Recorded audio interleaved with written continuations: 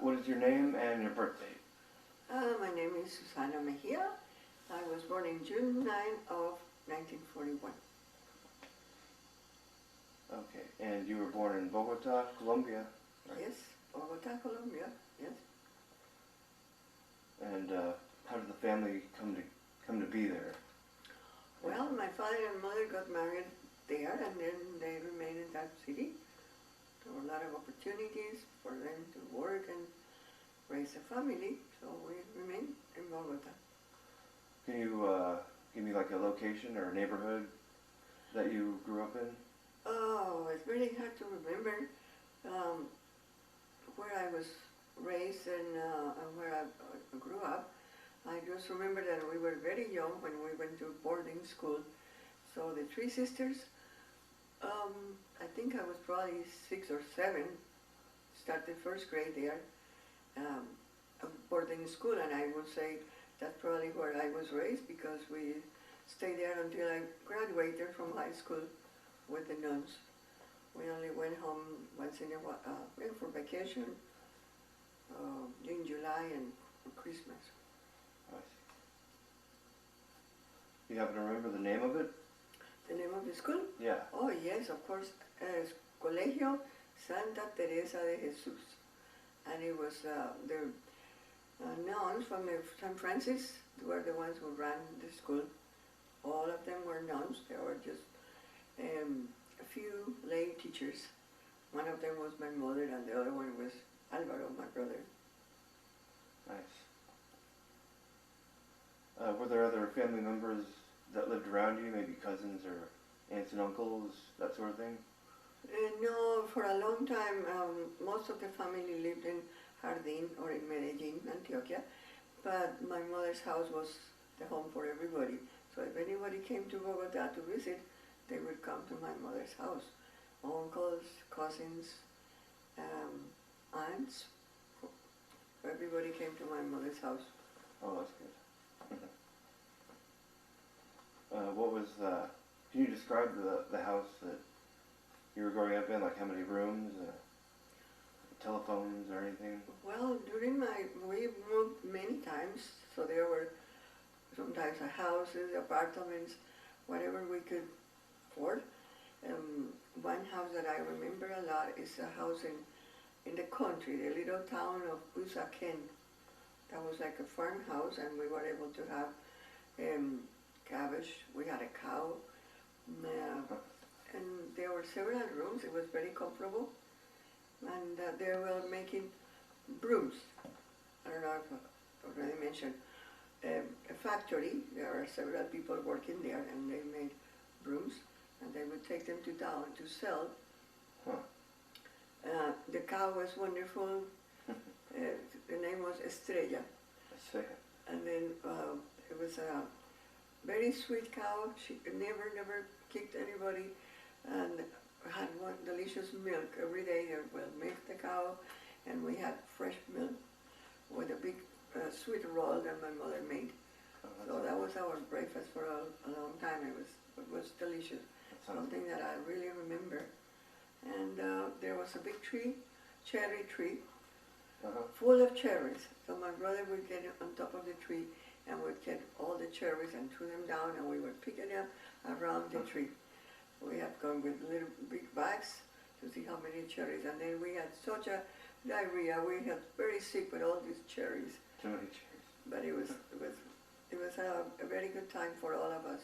We enjoyed it very much. Sounds good.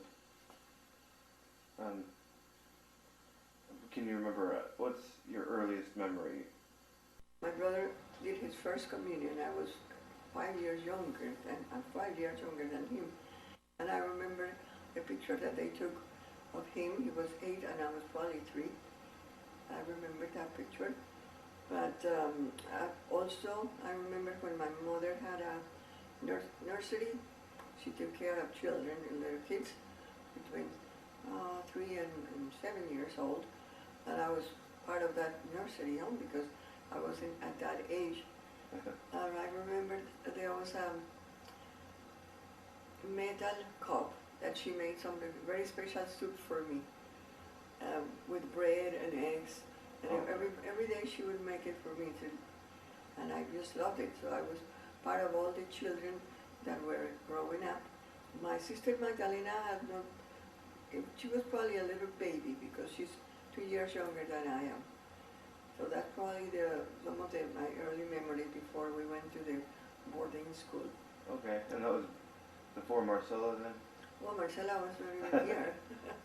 She's 5 years younger than I am.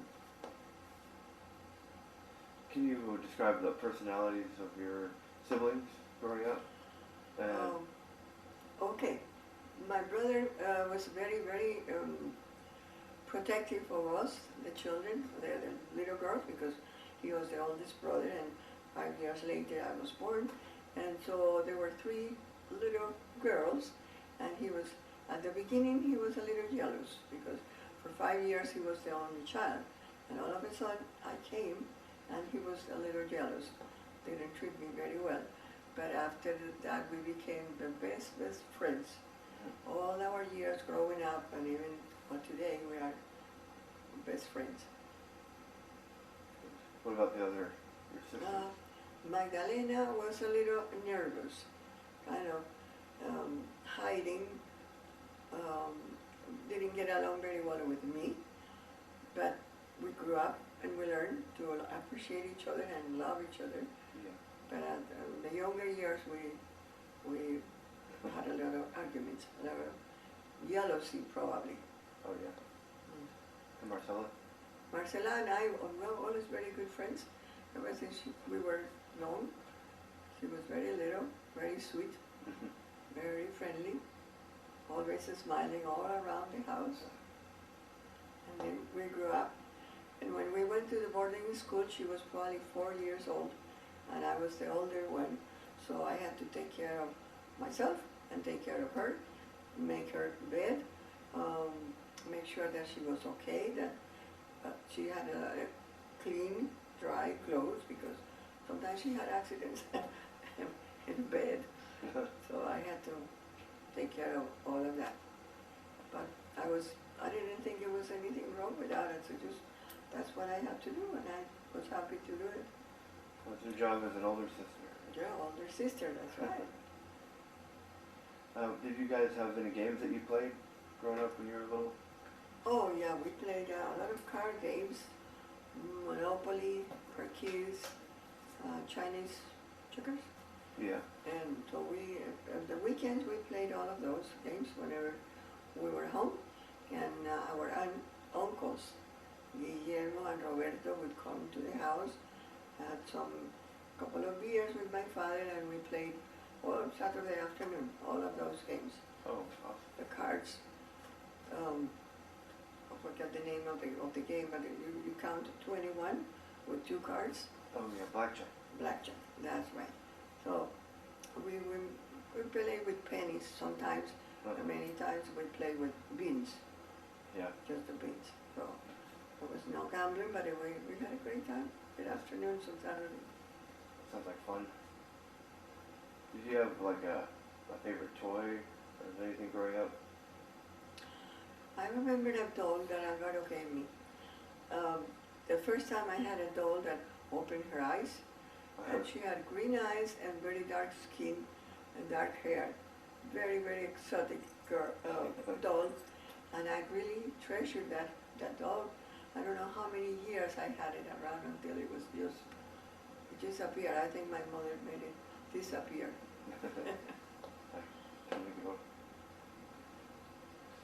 Did you have chores when you went home to visit? Not very many, but we had a lady who came and cleaned the house and did the laundry, but the floors we needed to, that was what we had to do. And we need to put a sponge clean, and then wax it. It was a hard job that we had to do every weekend. And sometimes I didn't do it. My sisters were very, very helpful, and they did it. So sometimes I had a little cup of coffee with my mother, and my sister would say, "That's not fair, Susana has to work too." So my mother didn't encourage that very much, but I had a good time. So they said, because she's the oldest one, they don't make her clean like we do. But that was fun. That's gotcha.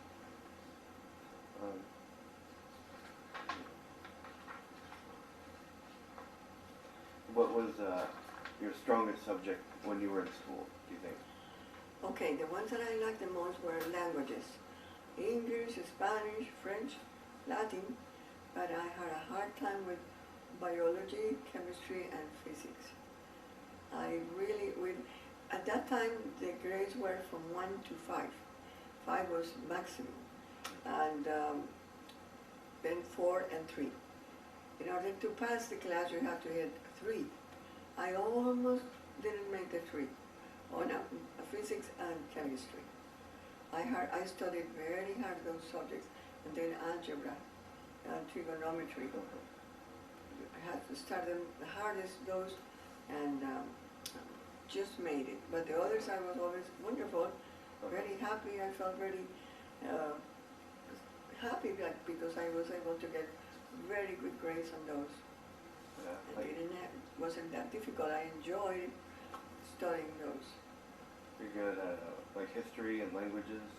I liked history, languages, social studies, The humanitarian. geography. I love geography too, Yeah. very much. Imagine where is this, where is that. This is the capital of that country, and we have in Colombia we don't have states but departments. Mm-hmm. So each department had a capital, and I was able to memorize them all very well. Very easy for me. Yeah. I was able to relate this country with this river, with this capital, and the languages in each of those countries, and it was fun. Very good. Did you have any after-school activities or sports that you did? We played, at that time soccer was not for ladies. I said, oh no, that's no ladylike, playing soccer and kicking the ball. So we only played basketball and volleyball. But I was very short for basketball, but I made a big try. So those were the only 2 sports that were allowed for ladies, for girls at that time. Really? What about any fads or hairstyles that were popular back then that you can remember? Any put a name to it or something? Well, Or just? no, just out of here. When I was little, my mother made 2 braids in my hair. I made 2, 1 on each side, and I thought it was very nice. It was cute. And my grandmother, I don't remember if I had straight hair when I was born, but my grandmother used to wash it with some kind of I don't know if it was any kind, something slimy, and she said, "This is going to make your hair curly." So I don't know if that was in it, or if my hair was curly all my life. But I remember it kind of always short hair. Never had at some time I had a long when they did the braids, but most of the time it was short hair, about shoulder length. Did you have any heroes when you were younger to look up to that inspired you? Not really, not that I remember. I remember when I was kind of teenager, I liked some movie actors, several, but they are already gone a long time ago. I remember like maybe Rod Hudson, Robert Taylor, Elizabeth Taylor, all of these. I thought, oh my goodness, when I grow up, I would like to be so pretty and so sexy. Elizabeth Taylor? Yes, She's very popular. Since my name is Susan, somebody was calling me, there was another famous actress, Susan Hayward. Oh, yeah. Yeah. When I started working, I said, "Hey, Susan Hayward," and I felt so proud when they called me that, the name of an actress. But that's about, not, of course, when we went to school and we were studying like Joan of Arc and all these special saints that did so well, I said, oh, I would like to be like that. Yeah, Joan of Arc is very Joan of strong. Arc, yes. And Saint Teresa, our Assumption Saint, because that was the name of the school, and St. Francis of Assisi, because the nuns belonged to that order. So we looked up to those two, especially. Let's see, what about, were there any songs or music that you were listening to back then that you remember, like song titles or just the type of music? What types of music? Well, there were so many, especially Colombian music, that my father and my mother used to dance. They were called pasillos, bambucos, very happy music, very happy, that we learned when we were very young, because my mother, she was a great dancer, and she taught us to do the dance. For some people, the waltz is a very difficult dance, but my mother took each one of us, and we had lessons with her. It was so much fun. Wow. So much fun to dance with my mother. 1, 2, 3. No. 1, 2, 3. No, 1, 2, 3. Now you go the other way. So it was great. That's a great memories about those days. And did you have any pets that you had growing up that you remember? Like, when we were in boarding school, we didn't have any, of course, because we were with the nuns all the time. But when we were living in that house in the country, that was like a farm, we had a dog, beautiful dog, so friendly. Their name was Chiquita. And all my life, I remember this dog. One time we needed to move to another apartment, and we couldn't keep the dog. Oh. So it was very sad to have to say goodbye. And we didn't realize it as much as my brother Alvaro, because he was just so friends with the dog. And one day, several months ago, after we got rid of the dog, I don't know where my father took her, but she kept looking for us and looking for us, and finally he found my father. He was having coffee with a friend, and he felt this little dirty dog trying to, get away, get away. And then he realized that it was our dog. Oh my goodness, I was so emotional to see her again. Wow. But for a while, it was just for a while, we couldn't keep her. So the dog disappeared again, and we never know, I never know where she went. Wow. But it's one of those pets that you remember all your life. After that, I didn't have any more pets. Until my kids wanted to have a cat. A cat and a dog. And we had a cat and we had a dog. Yeah, when I got married, my husband wanted a dog. He said it would be good for the children to have a dog. So we had another one, and it was called Chica. Chica. It was white with brown spots. We also had her for many years. Oh, by the way, what was your husband's name? My husband was Bernard Barbarek. Bernard Barbarek. And did you have many friends when you were growing up? Or maybe a best friend?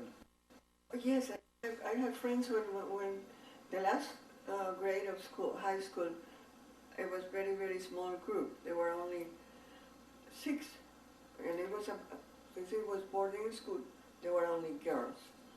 So I almost remember the names of all of them. I guess the closest one was Betty Vecino. And I also had, one was called Miriam, the other one was Lydia. She went to the convent, she became a nun. And there is another, Madison. We made fun of that name because that's a big place in New York, Madison Street. So we called her La Madison, and she was the tallest one. We were all very small, and she was very tall, and we thought she was very proud because she was the taller one in school. So I remember those names, but since I moved to the United States, I didn't keep in touch with any of them. After all, now I haven't been able to find them and know where they are. Never forget those Yes, friends. yes. It was a very small class.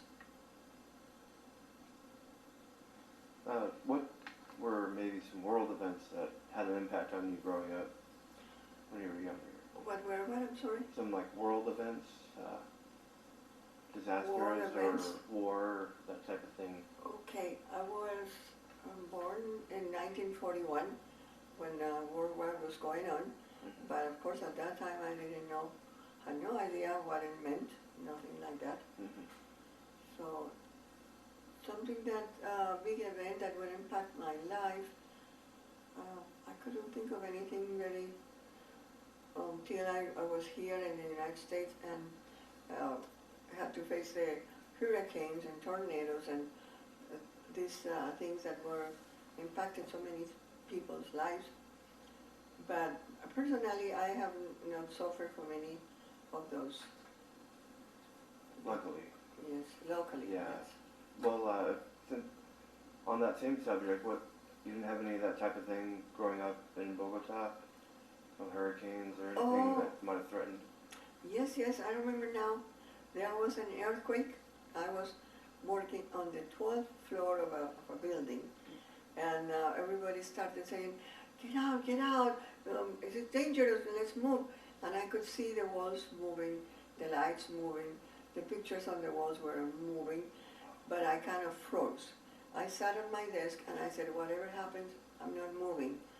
But people pushed me out of the building, and I tried to get down, and the elevators were not working.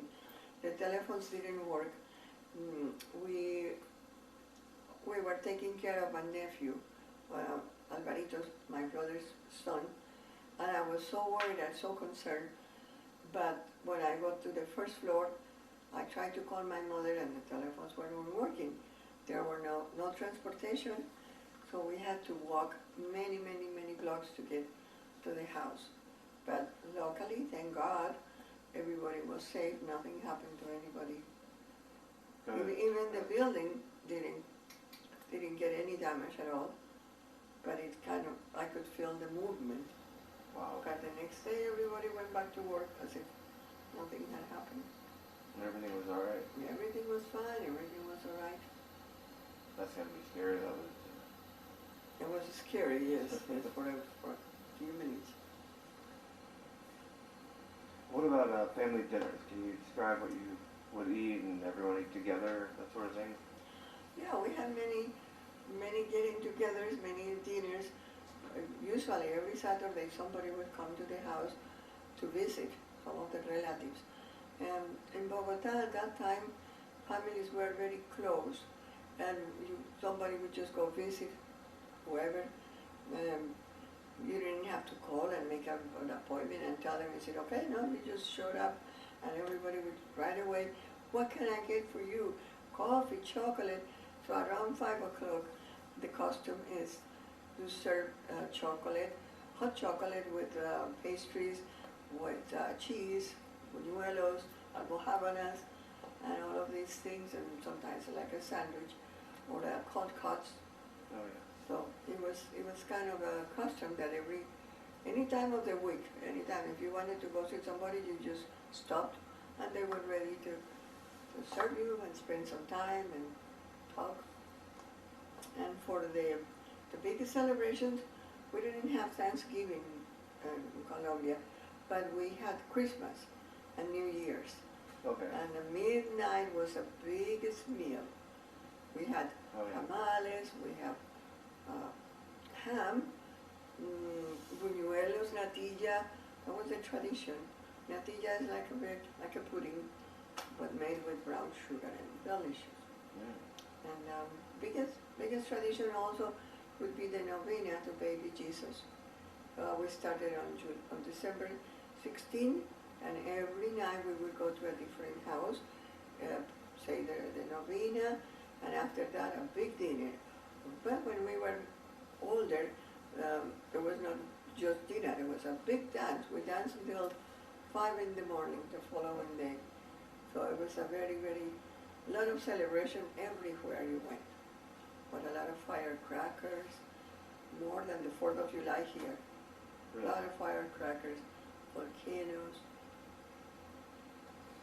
Many, many things. I'm going to change the angle for a second.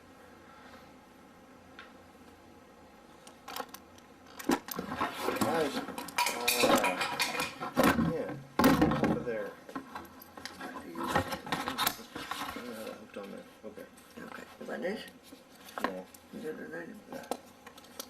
Okay. Let's see what it looks like real quick. Same.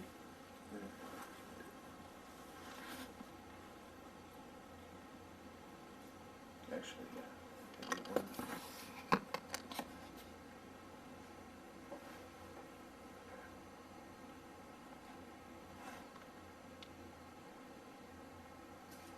Okay.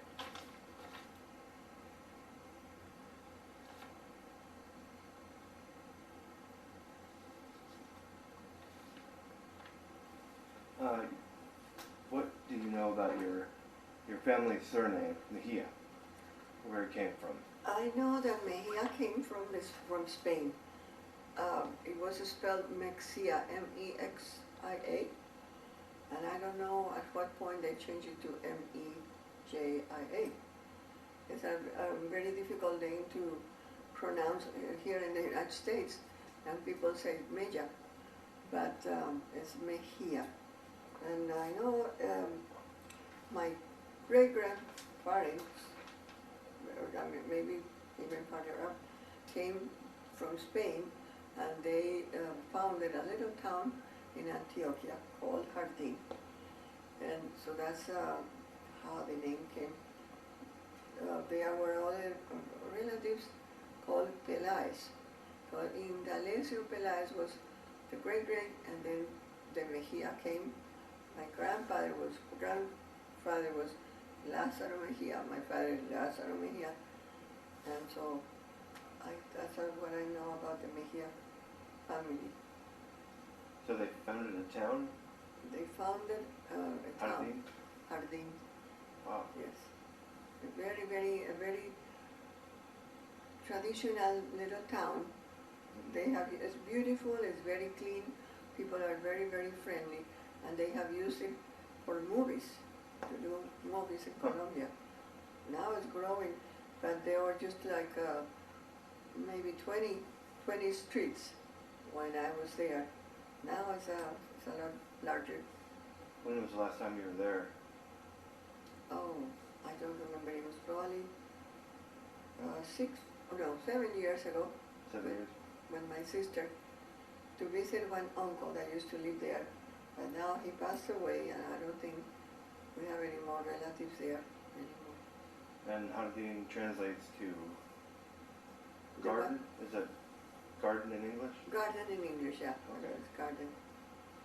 They have big, huge farms with a lot of cattle, a lot of agriculture, a very progressive town, and the church is beautiful.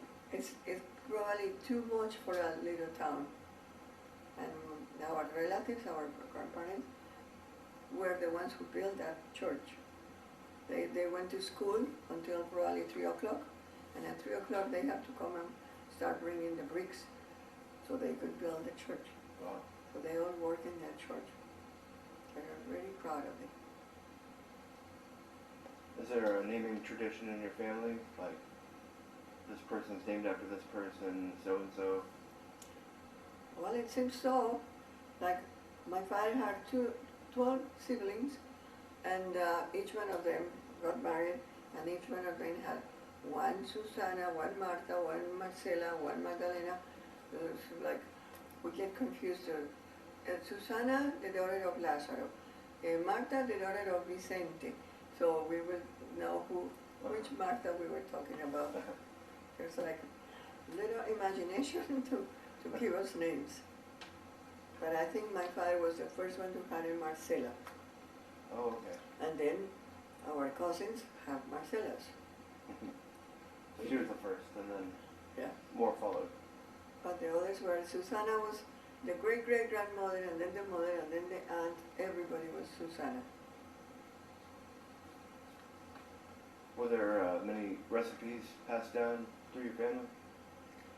Recipes passed down from generation to generation.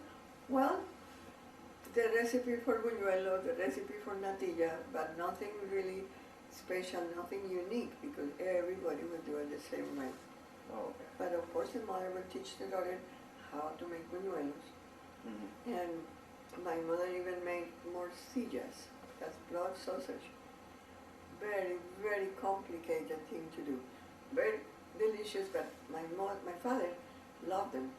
So my mother made a big effort to do that for Christmas. Oh, So okay. so often, just for Christmas we did morcillas. Oh, okay.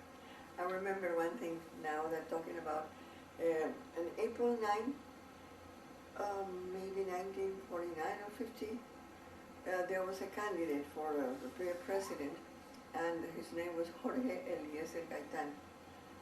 That he was killed, and everything was paralyzed in the city. Nobody would move, nobody would go anywhere for a couple of days. So we were stopped in the house. We only have morcillas and arequipe, and that's what we ate for all of those days. Wow. And it was very good, but after 3 days of the same thing, you just don't like something different. Yeah. We only had those and whatever we have from the garden, potatoes, lettuce, just a few more things. Oh, okay. But I was very young, I don't remember very well, but I remember that we couldn't go anywhere. Oh, why was that? Why was everybody stopped? Just for precaution, for security, they told everybody, don't get out of your houses. And we were living in a little town, not even close to, we were living in a farm, not even close to a town. So we couldn't go anywhere, we didn't have a car. So we just had to survive with what we had. We'll see it. Another thing, if I can mention, my sister next to me was born with a little problem with her foot. And in order to correct that, my mother had to make extreme sacrifices to take her to the doctor, and we didn't have a car. So she had a cast on her leg, my sister a cast on her leg. My mother had to carry it, walking from that farm to the doctor every so often. So they had to change the cast and make sure that everything was, the food was growing in the right direction. So that was a big sacrifice for my mother, but thanks to that, my sister. This is Magdalena? Magdalena, yeah. Okay. Magdalena. She had that's how it was when she was born? She was born because she was a twin. The twin brother died when he was 8 months old. He got meningitis and he died. But my mother was concentrated on my sister because of her food and because he was very, very skinny. So my mother concentrated on her, and a maid took care of the little brother. And he got an infection and meningitis and died. Oh, wow. And the doctors told my mother, you better pray that he's taken by God, because if he survives, he's going to be mentally retarded. He will be just like a vegetable, and you will not be able to take care of him if he lives alone. So he died. Are there any heirlooms in your family? Photos that have been passed down? Any what? Like family heirlooms? Like this? An item, my great-grandmother... No, not really, not really. Not really? No. I just remember a rosary. My mother had a rosary that belonged to her grandmother, and then to her mother, and to herself, and she had it like a treasure, but it was so old that finally it just fell apart. But she still kept it in a special place. I don't know whatever happened to that. Okay, what was the full name of your spouse? Bernard J. Barbarek. Bernard Joseph Barbarek. And did he have siblings? Oh yes, he had about 9 siblings, sisters and brothers, They were born in Chicago, and they remained there. But then after a while, some when they went to school, some moved to California, Vernon moved to Missouri, and some remained in Chicago several years. And his parents, did you meet his parents? I only met my mother-in-law. Um, she lived in Chicago. She was very nice, very pretty old lady. But it was just a few times that we met because she lived in Chicago and we lived in Springfield. So just a couple of times that we went to Chicago and one time she came to Springfield. And where did you guys meet? How did you meet? Oh, we met. I was living in Bogota. He was living in here, but a friend introduced us and we met, and I went back to Bogota, and I didn't think about anything, but finally ended up coming back and getting married here in the United States.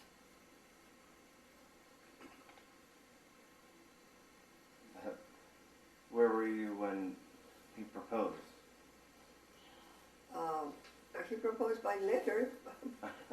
At that time we didn't have, the telephone calls were very expensive and every minute was so expensive.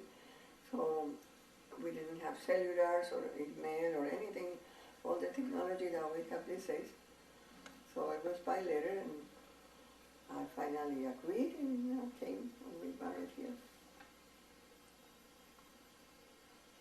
And where did you guys get married?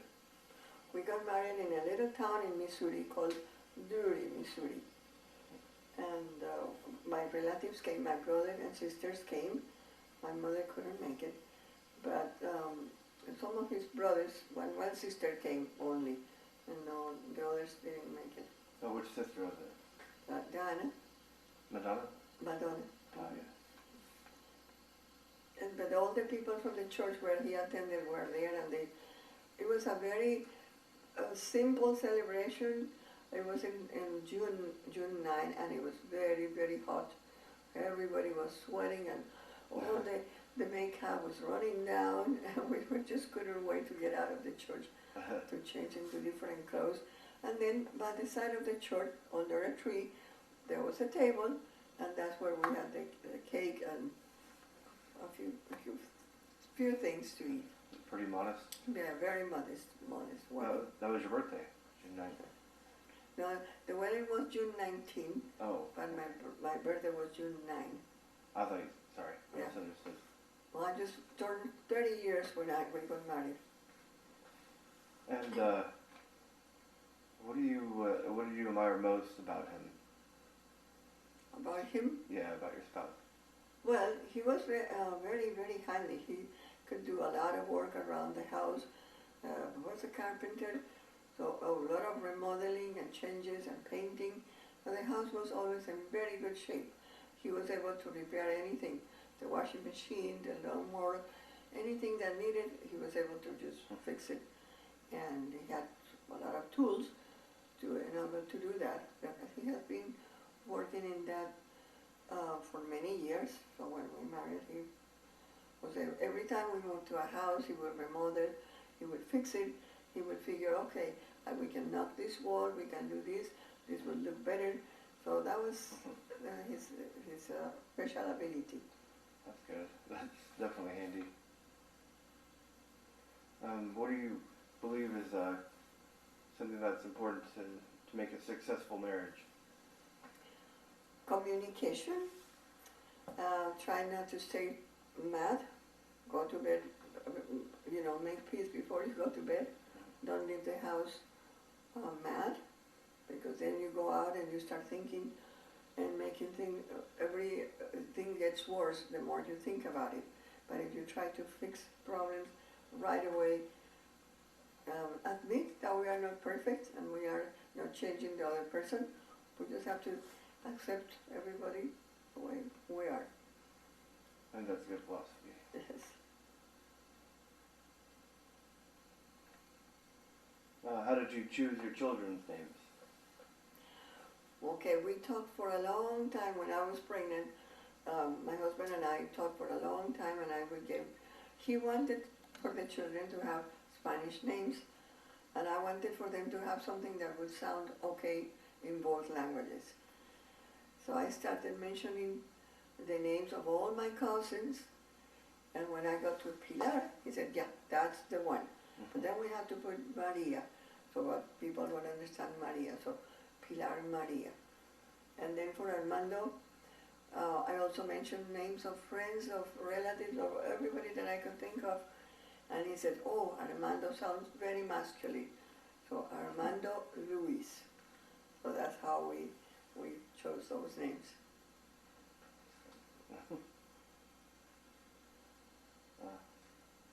What did your family enjoy doing together? Oh, I guess like many people, traveling is a lot. And then having special meals, special dinners, something that may be traditional or something different. And of course we got together for birthdays, for Christmas, and we had, we did turkey. We don't have turkeys in Colombia like they do here for Christmas. But one day somebody gave me a live turkey, and I took it home, and we didn't know how to kill the turkey. But my mother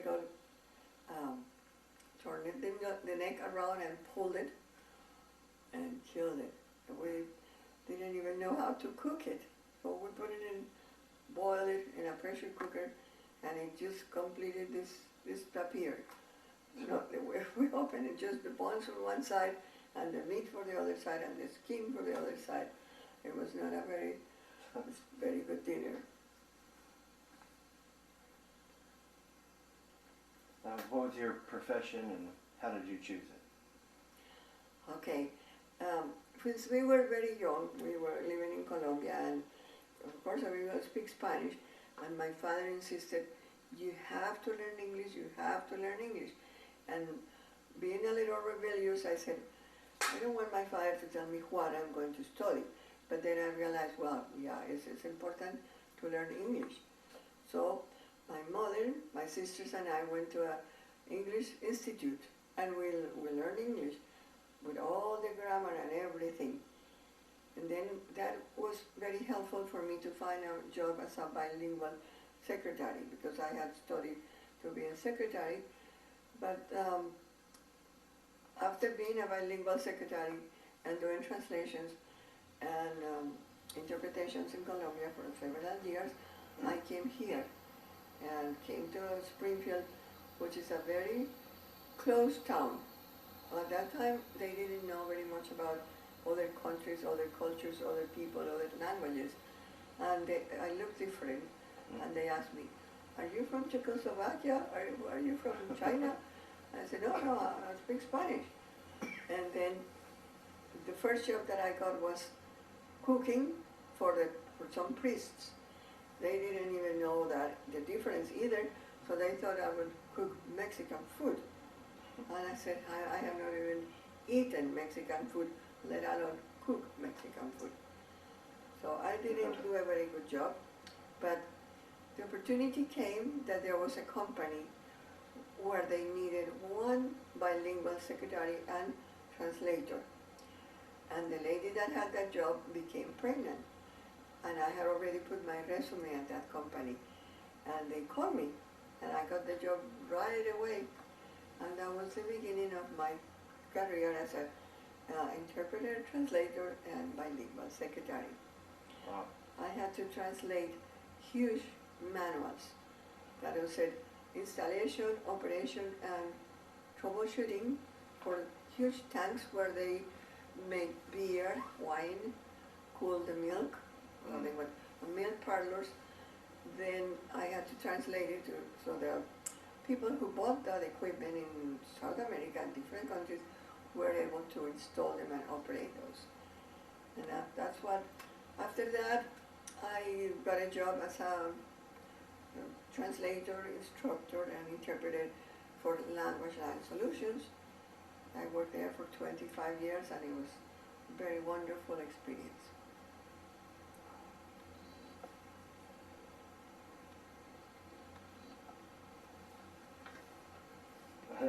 sound very interesting, to translate manuals.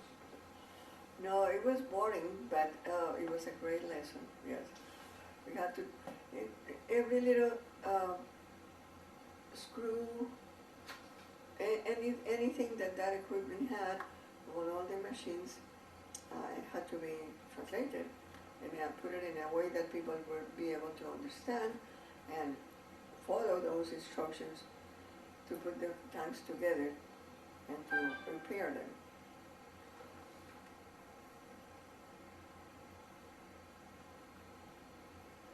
Out of all the things that you learned from your parents, what do you think was the most valuable?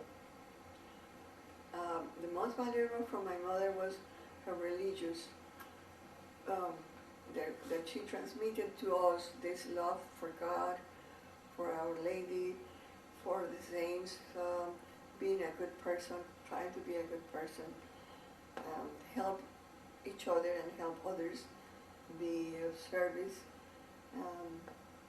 share whatever we receive, because we all receive talents from God, without being proud of that, being thankful and share with others all the things that we have and that we learn.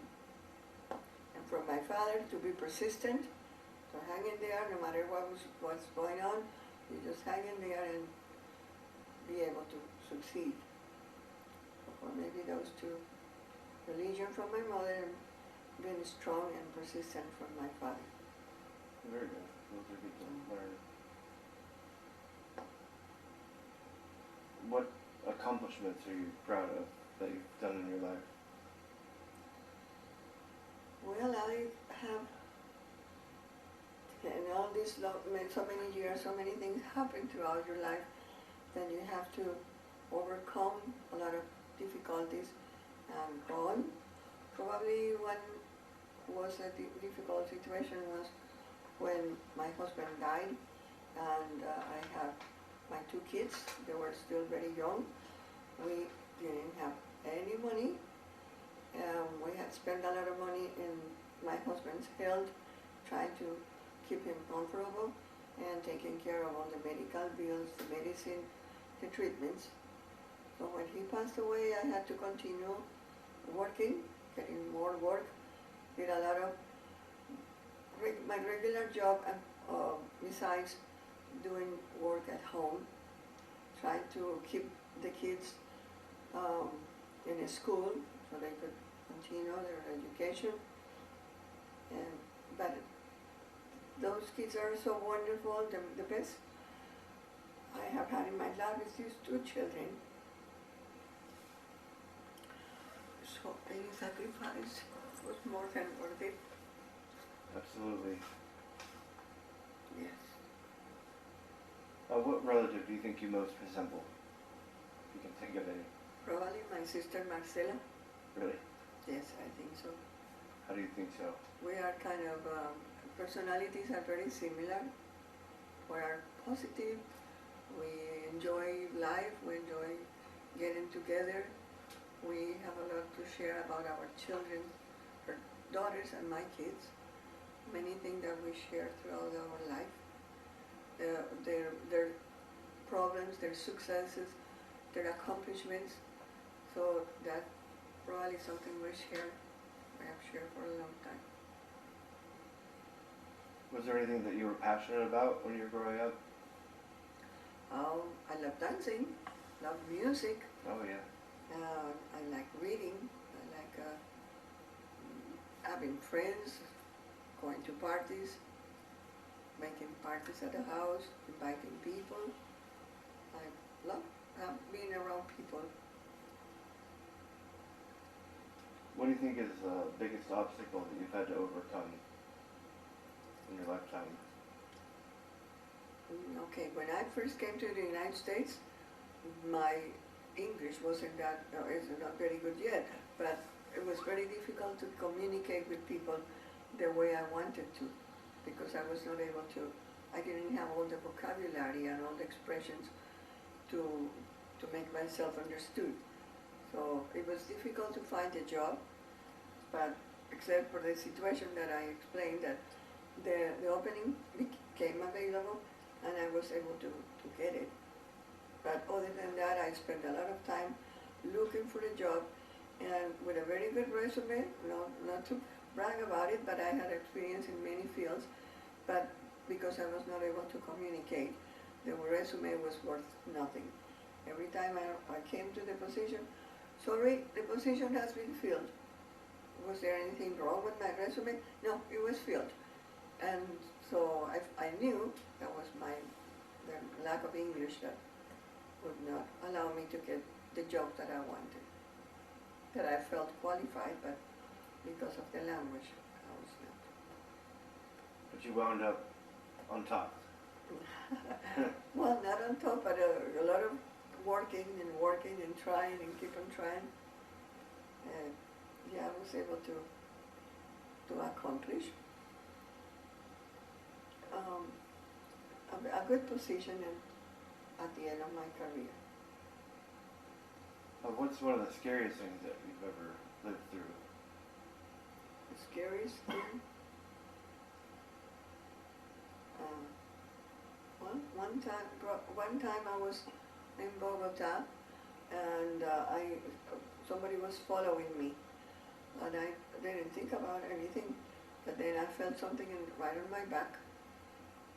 He put a gun in my back and told me, you literally give me everything that you have. I was not able to talk. I kind of lost all my, I only have a graduation ring and a chain, a gold chain, and another little ring, nothing, and earrings.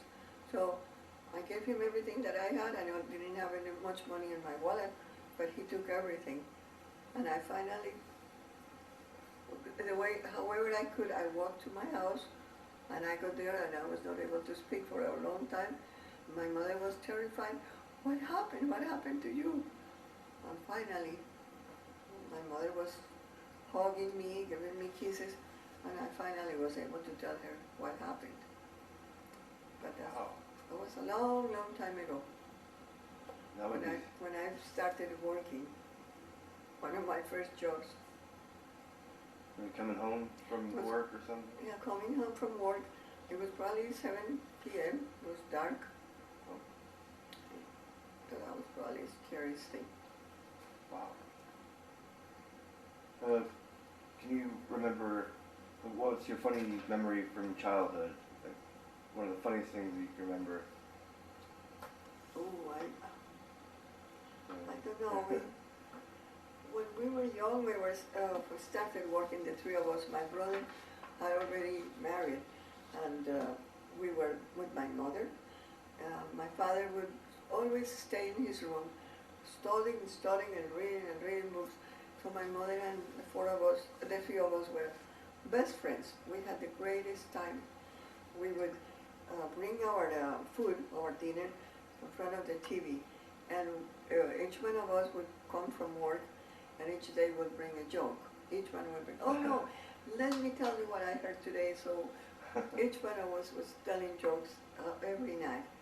It was such a wonderful period of my life. We were so close together, so friendly, so loving of each other, and always telling jokes and making fun of each other, making fun of people that we had seen during the day. So it was a great time until my two sisters got married, and then I was alone with my mother and my father. And then eventually you got married. Yes, me too, but I was the last one, the oldest one, and the last one to get married. But it's okay. Yeah, everybody turned out very well. Yeah, it turned out very well for everybody. What's the one thing that you would want people to remember about you, if there is anything? Probably that I always want to help people. There was a time in Colombia that one of my goals was to do something good for somebody each day. And I tried and probably accomplished a lot of that, even if it was something little, maybe listening to somebody who had a problem. If I couldn't help, at least I was there for them. So that's probably what I have tried to do, because that's part of what we are here for, to serve. To help each other. To help each other, yes. If you don't serve other people, I'm sorry, I cannot say that as a saying. You don't serve to live, or something like that. Our purpose is to help one another. Exactly, and that's our purpose, help everybody Very good. as you can.